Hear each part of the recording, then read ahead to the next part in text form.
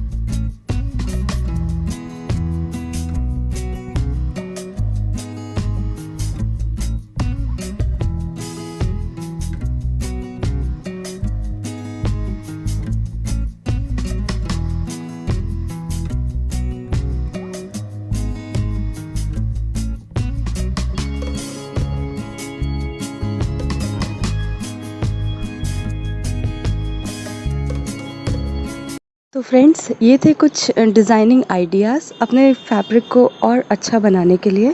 अगर आप इसी तरह के और डिज़ाइंस या कुछ डिफरेंट डिज़ाइंस देखना चाहते हैं तो कमेंट सेक्शन में ज़रूर शेयर करें। और अगर आपने अभी तक हमारे चैनल को सब्सक्राइब नहीं किया तो सब्सक्राइब कर लें और इस बेल आइकॉन को भी क्लिक कर दें। वीडियो देखने के लिए शुक्रिया।